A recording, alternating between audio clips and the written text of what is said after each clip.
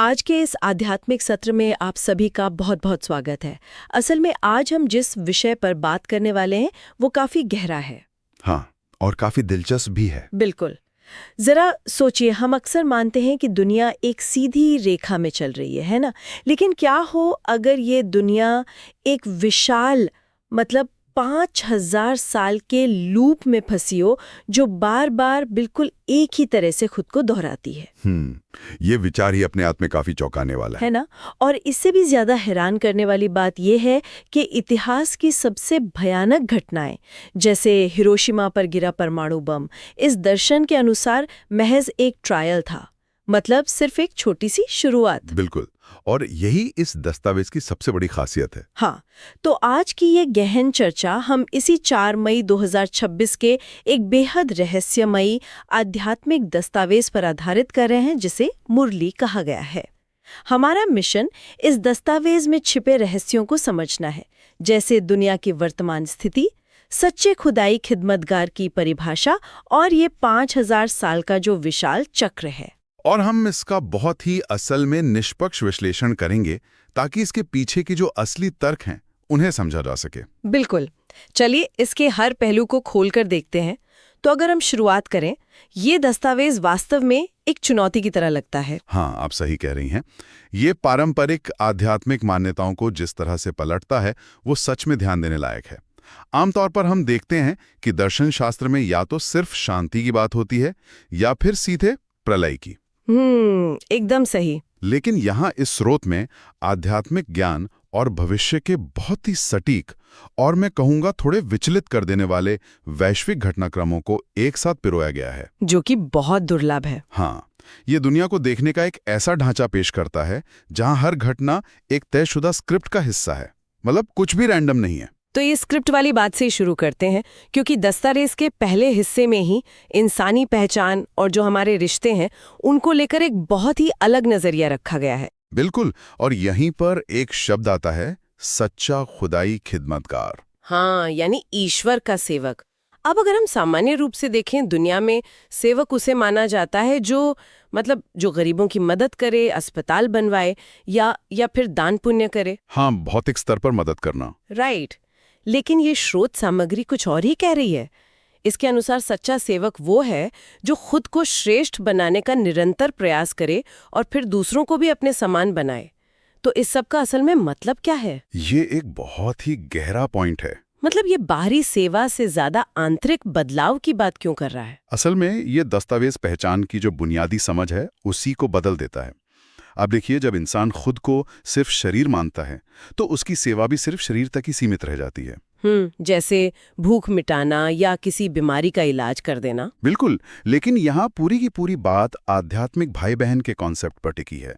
समाज में लोग एक दूसरे को भाई बहन कहते तो हैं। हाँ, पर वो तो एक सामाजिक शिष्टाचार होता है। ठीक कहा, लेकिन इस दस्तावेज के अनुसार असली रिश्ता ये है कि सभी आत्माएं जो चेतना है वो एक ही रचयिता की संतान है। ओहो, जड़ से ही पहचान बदल गई। हाँ, और जब ये चेतना आती है तो सेवा का अर्थ भी पूरी तरह बदल जाता है।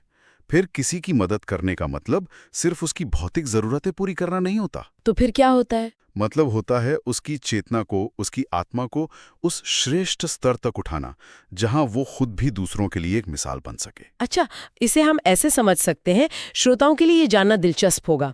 ये ऐसा है जैसे मान लीजिए हम एक ही ऑफिस में काम करने वालों को परिवार कह देते हैं। बहुत आम बात है। हाँ, लेकिन ये दस्तावेज कह रहा है कि असली परिवार शारीरिक नहीं है, बल्कि पूरी तरह से सॉफ्टवेयर के स्तर पे है, आत्मा के स्तर पर है, हार्डवेयर या शरीर के स्तर पर नहीं। बहुत ही सटीक उदाहरण दिया आपने। और यहाँ जो सबसे आकर्षक बात है वो ये है कि ये दर्शन सिर्फ इंसान की पहचान तक सीमित नहीं रहता। अच्छा, तो फिर और किस बारे में बात करता है? यह रचयिता की यानी ईश्वर की पहचान को भी इसी तर्क की कसौटी पर कसता है।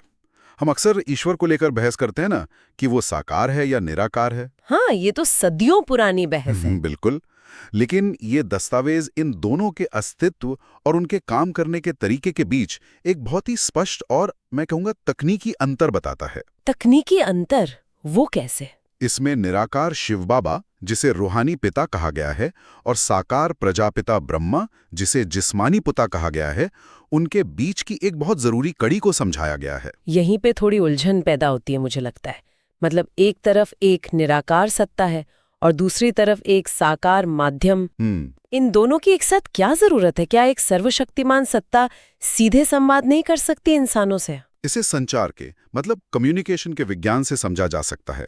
आप सोचिए, एक निराकार सत्ता के पास ना तो अपनी कोई भौतिक आवाज है और ना ही शरीर। तो वो बोलेगा कैसे? बिल्कुल, वो संवाद कैसे करेगी? अगर अंतरिक्ष में कोई बहुत ही उन्नत, बहुत ही हाई फ्रीक्वेंसी मौजूद है, तो उसे पकड़ने के लिए एक रिसीवर चाहिए होगा। हाँ, उसे इंसानी भाषा में डिकोड करने के लिए एक ट्रांसफॉर्मर की जरूरत पड़ती है, जो उस उच्च ऊर्जा को, उस हाई पावर को ऐसे स्तर पर ले आए जिसे इंसान बर्दाश्त कर सके और समझ भी सके।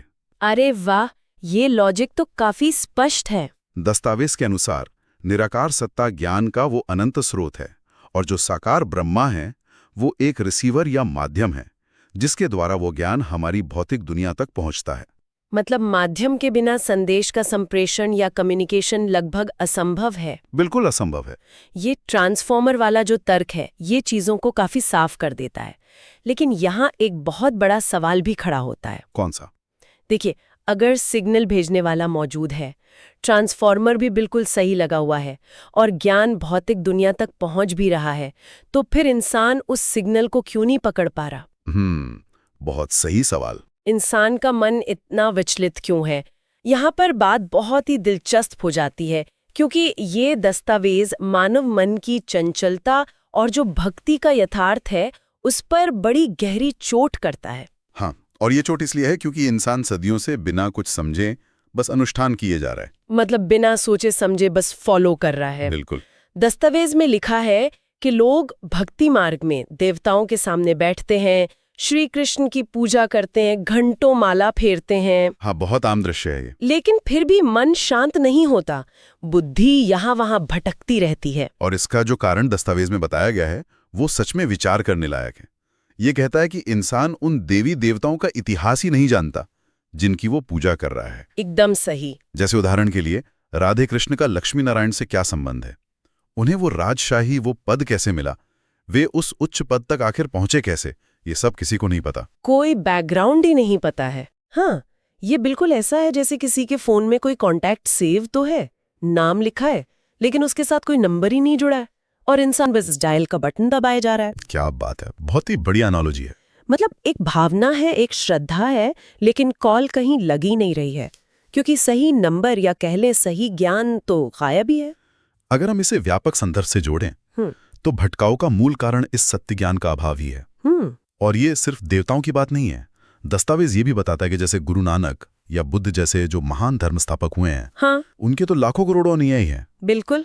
और वे अनुयायी उनके नाम पर अपना पूरा जीवन बिता देते हैं। लेकिन कोई ये नहीं जानता कि वे आत्माएं आज, मतलब इस वर्तमान समय में, पुनर्जन्म के चक्र में कहाँ हैं या किस अवस्था में हैं। तो बिना किसी के वर्तमान स्वरूप को जाने सिर्फ अतीत की एक पुरानी छवि पर ध्यान केंद्रित करना मन को एकाग्र कर ही नहीं सकता। यही दस्तावेज का मुख्य तर्क है। बिना सही और स्पष्ट याद के आंतरिक शांति प्राप्त नहीं की जा सकती, जिसे दस्तावेज में सतो प्रधान या पवित्र अवस्था कहा गया है ना? हाँ, जब इंसान को ये पता ही नहीं है कि उसके जीवन का अंतिम लक्ष्य क्या है और वो जिससे जुड़ना चाहता है उसकी असल वास्तविकता क्या है, तो मन का भटकना तो स्वाभाविक ही है। बिल्कुल स्वाभाविक है। और शायद मन का ये जो भटकाव है, ये सिर्फ एक इंसान की निजी समस्या नहीं है। नहीं, ये तो सामूहिक है। हाँ, और जब ये भटकाव करोड़ों इंसानों में एक साथ होता है तो उसका असर पूरी दुनिया पर पड़ता है। और यहीं से ये दस्तावेज व्यक्तिगत मनोविज्ञान से निकलकर एक बहुत ही खौफनाक वैश्विक भविष्य की ओर मुड़ जाता है। यहाँ से विषय काफी गंभीर हो जाता है। हाँ, यहाँ समय को 5000 वर्ष के एक निश्चित कल्प या चक्र के रूप में पेश किया गया है। और मैं कहूंगा कि ये इस स्रोत सामग्री का सबसे विशाल और शायद सबसे ज्यादा विवादित हिस्सा भी है। विवादित क्यों? क्योंकि ये समय की जो हमारी पारंपरिक अवधारणा है उसको पूरी तरह से खारिज कर देता है। ज्यादातर विचारधाराएं ये मानती हैं कि समय एक सीधी रेखा में आगे बढ़ रहा है। इसे एक बंद चक्र मानता है, एक लूप, और वर्तमान दुनिया को ये लंका या रावण राज्य कहता है, जिसे शोक वाटिका यानी कलयुग भी कहा गया है। हाँ, जहां हर कदम पर सिर्फ दुख है। और इस दुख भरी दुनिया के ठीक विपरीत जो भविष्य की दुनिया आने वाली है उसे अशोक वाटिका यानी सतयुग कहा गया है।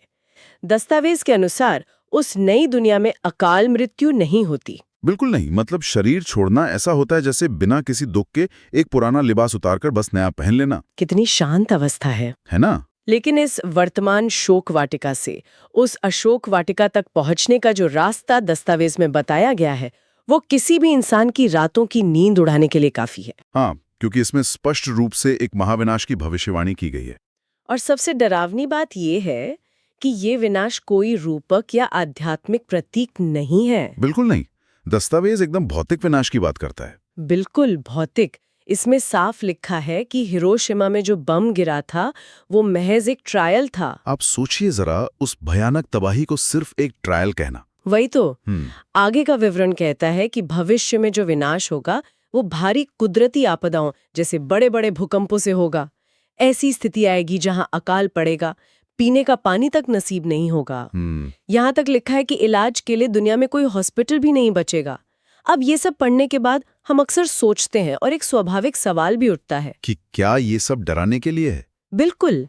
क्या इस तरह का विवरण सिर्फ लोगों के अंदर डर पैदा करने के लिए है? क्या ये किसी कल्ट की तरह दुनिया के अंत का खौफ दिखाकर लोगों को बस नियंत्रित करने की कोई कोशिश है? ये एक बहुत ही तार्किक संदेह है, कोई भी ऐसा ही सोचेगा। लेकिन अगर हम स्रोत सामग्री की भाषा और उसके पीछे के जो दर्शन हैं उसको थोड़ा ध्यान से देखें तो ये इसे किसी डरावने अंत के रूप में पेश नहीं करता। तो फिर किस रूप में करता है? इससे एक महत्वपूर्ण सवाल खड़ा होता है कि क्या विनाश हमेशा बुरा ही होता है? मतलब विनाश को अच्छा कैसे कहा जा सकता है? इतने लोग मरेंगे, तबाही होगी। देखिए, इसे प्रकृति के एक अपरिहार्य नियम की तरह समझाया गया है जो टाला नहीं जा सकता। मान लीजिए एक इमारत बहुत पुरानी हो चुकी है, उसकी नींव एकदम कमजोर है और वो कभी भी गिर सकती है। अब उस जर्जर इमारत को गिराए बिना क्या उसी जमीन पर एक नई मजबूत और खूबसूरत इमारत बनाई जा सकती है? नहीं, वो तो संभव नहीं है। जगह तो खाली करनी ही पड़ेगी। बिल्कुल। दस्तावेज के अनुसार ये जो वैश्विक विनाश है ये उसी पुरानी भ्रष्ट और दुख से भरी इमारत के गिराए जाने की एक प्रक्रिया मात्र है। ये कोई अंत नहीं है। अच्छा, तो ये एक तरह की ग्लोबल स्प्रिंग क्लीनिंग या दुनिया की साफ सफाई है। एकदम सही शब्द इस्तेमाल किया आपने, साफ सफाई, ताकि उस नए अशोक वाटिका के लिए जगह बन सके। तो अगर ये डेमोलिशन या ये साफ सफाई पहले से तय है तो फिर इंसान के पास क्या विकल्प बचता है? क्या बस हाथ पे हाथ रखकर बैठकर इस विनाश का इंतजार किया जाए? दस्तावेज का सीधा जवाब है नहीं। वो इंतजार करने को नहीं कहता, वो जल्दी जल्दी पुरुषार्थ करने की सलाह देता है। पुरुषार्थ यानी आध्यात्मिक मेहनत। हाँ, लक्ष्य यह है कि इस अंतिम समय में खुद को सतोप्रवान या पूरी तरह से पवित्र बना लिया जाए। और अगर कोई ऐसा न करे तो? क्योंकि जो इस पुरानी इमारत से मतलब इस पुरानी दुनिया से मोह रखेगा या खुद को अंदर से नहीं बदलेगा, उसे इस विनाश के दौरान मानसिक और शारीरिक स्तर पर भारी कष्ट या जिसे दस्तावेज में सजा कहा गया है उसका सामना करना पड़ेगा। मतलब बदलाव तो प्रकृति करेगी ही, लेकिन उस बदलाव के लिए खुद को तैयार करना ये पूरी तरह से इंसान के हाथ में है। बिल्कुल, चॉइस आपकी है। न्यायालय का सबसे बड़ा, सबसे सर्वोच्च सम्मान बताया गया है, लेकिन इसकी शर्तें बहुत ही कड़ी हैं। कैसे? दुनियावी तौर पर तो अगर किसी ने कोई अपराध नहीं किया, किसी को धोखा नहीं दिया, तो हम उसे एक अच्छा इंसान मान लेते हैं। हाँ, समाज में अक्सर यही माना जाता है कि अगर कर्म और वाणी से किसी का बुरा न किया जाए तो आप अच्छे हैं। बिल्कुल, यही तो पैमाना है हमारा। लेकिन ये दस्तावेज इसे पूरी तरह से नाकाफी मानता है। इसके अनुसार पास विद ऑनर वो है जिसके संकल्पों में यानी उसके विचारों में भी कोई उलझन या विकार ना हो। विचारों में भी? हाँ, मन के किसी बहुत गहरे कोने में भी कोई ऐसा नकारात्मक विचार न उठे जिसके लिए उसे आंतरिक रूप से किसी सजा या पश्चाताप का गिल्ट का अनुभव करना पड़े। अरे बाप रे, ये तो बहुत ही जटिल स्तर की बात हो गई। विचारों पर नियंत्रण रखना तो सबसे मुश्किल काम है दुनिया में। सबसे मुश्किल। ये तो कुछ आज के स्मार्टफोन्स या कंप्यूटर्स के बैकग्राउंड प्रोसेस की तरह हो गया। वो कैसे? मतलब हम स्क्रीन देखते हैं, सब कुछ शांत है, कोई एप्लीकेशन सामने खुली हुई नहीं दिख रही, इंसान भी बाहर से बहुत शांत और संस्कारी दिख सकता है ना? हाँ, बिल्कुल दिख सकता है। लेकिन अगर उसके दिमाग के बैकग्राउंड में अतीत की कड़वाहट, भविष्य की चिंता या कोई छिपे हुए हिडन टास्क चल रहे हों, तो बिना कुछ बाहरी काम किए ही उसकी सारी ऊर्जा, सारी बैटरी खत्म हो जाएगी और सिस्टम क्रैश हो जाएगा। बहुत ही उम्दा उदाहरण है ये। तो यहाँ बात बाहर से शांत दिखने की नहीं हो रही है, बल्कि उन बैकग्राउंड विचारों, उन संकल्पों को पूरी तरह से शांत और शून्य करने की हो रही है। ये एक बहुत ही सटीक विश्लेषण है। ऊर्जा का असली रिसाव, जो लीकेज है, वो इन संकल्पों से ही होता है। और इसी को रोकने के लिए दस्तावेज एक रूपक का इस्तेमाल करता है। कौन सा रूपक? ज्ञान का घी और योग की बत्ती से खुशी का दीपक जलाए रखना। वाव! इसका मतलब है कि जब ज्ञान स्पष्ट होता है और ध्यान या योग निरंतर होता है, तो खुशी की अवस्था प्राकृतिक हो जाती है, एफर्टलेस हो जाती है। लेकिन थोड़ा प्रैक्टिकली सोचें तो एक तरफ दुनिया में भूकंप आ रहे हैं, अकाल पड़ा हुआ है, हॉस्पिटल गिर रहे हैं, और दूसरी तरफ एक इंसान आराम से खुशी का दीपक जलाए बैठा है। ये सुनने में थोड़ा मतलब असंवेदनशील नहीं लगता? बाहरी तौर पर देखने में ये बिल्कुल असंवेदनशीलता लग सकती है, लेकिन दस्तावेज इसे नॉलेजफुल या पूर्ण ज्ञानी आत्मा की अचल स्थिति कहता है। अचल स्थिति? हाँ, जब किसी को इस पूरे 5000 साल के चक्र का ज्ञान हो जाता है, तो उसके लिए ये भारी तबाही, ये मौत का तांडव, सब कुछ सिर्फ एक नाटक या ड्रामा बन जाता है। अच्छा, क्योंकि उसे पता है कि आगे क्या होना है। बिल्कुल, वो आत्मा जानती है कि ये सब कुछ एक तय स्क्रिप्ट के अनुसार ही हो रहा है, और उसका होना एक नई और बेहतर दुनिया के लिए बहुत जरूरी है। तो इसलिए वो विचलित नहीं होता। सही कहा। इसलिए पहाड़ जैसी बड़ी और भयानक बाधाएं भी उसे राई या सरसों के दाने के समान बिल्कुल छोटी लगने लगती हैं।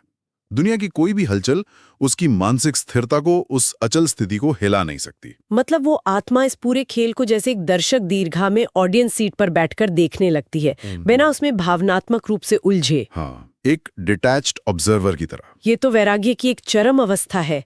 लेकिन ये पूरी चर्चा जिस अंतिम रहस्य की ओर बढ़ती है, वो मेरे ख्याल से सबसे ज्यादा चौंकाने वाला है। मोक्ष वाला बिंदु। हाँ, सदियों से दुनिया के बड़े बड़े दार्शनिकों और संतों ने हमेशा एक ही अंतिम लक्ष्य बताया है, मोक्ष। बिल्कुल, मुक्ति पाना। जन्म मरण के इस दर्दनाक चक्र से हमेशा हमेशा के लिए मुक्त हो जाना, उस परम सत्ता में विलीन हो जाना, ताकि दोबारा इस दुख भरी दुनिया में आना ही ना पड़े। हाँ, यही तो अल्टीमेट गोल माना जाता है। लेकिन ये दस्तावेज, ये इस पूरे के पूरे कॉन्सेप्ट को सिरे से खारिज कर देता है। और ये इस स्रोत की सबसे क्रांतिकारी बात है। ये एकदम स्पष्ट शब्दों में घोषित करता है कि कोई भी आत्मा मोक्ष नहीं पा सकती। हमेशा के लिए मुक्ति जैसी कोई चीज है ही नहीं। इस ब्रह्मांड के डिजाइन में वो ऑप्शन है ही नहीं। तो फिर आखिर है क्या? क्या होगा हमारा? सभी आत्माएं इस 5000 साल के चक्कर में बंधे हुए एक्टर हैं।